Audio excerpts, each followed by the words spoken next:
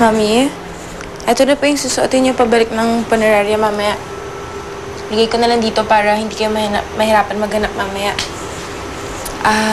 Teka, nagugutom ka na ba? Gusto mo magpahanda na ako ng pagkain? Gusto ko lang mag-isa.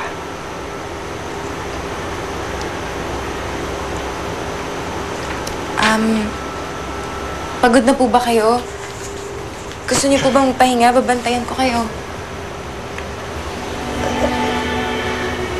Doon na lang ako matutulog sa kwarto ng kapatid ko. Doon ko gusto magpahinga. Huwag ka nang sumama. I just wanna be alone.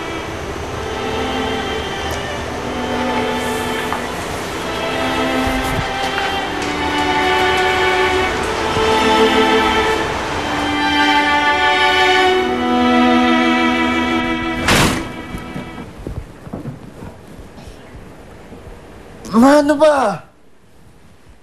Naglasing ka na naman. Gabi-gabi na lang umiinom ka.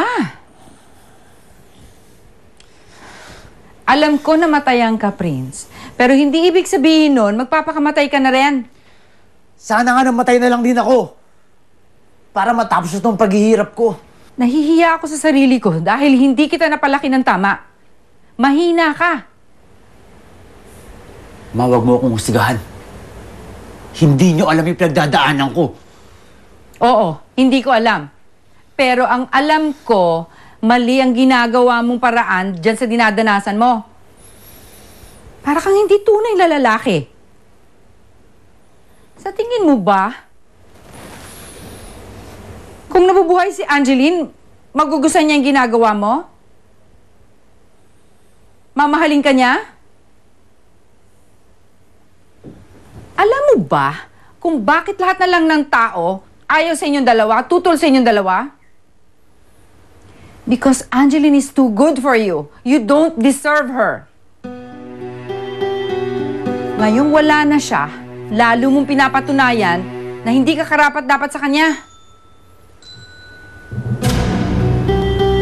Prince, my God!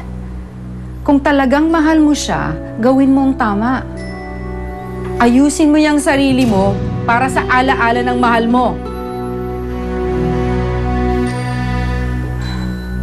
Umayos ka, gumising ka, at ayusin mo tong kwarto mo.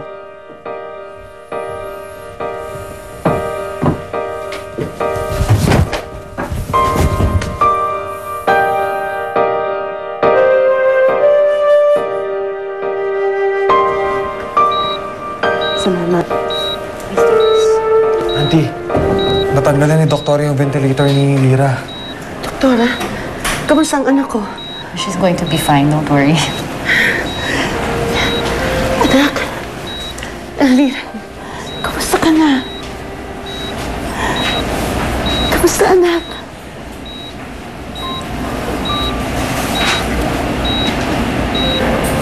Ikaw? Oo nga, anak. Ako ito. Ang nanay ito, anak. Ikaw yung...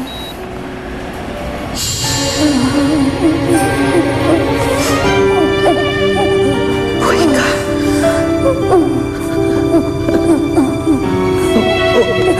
Kapag alala.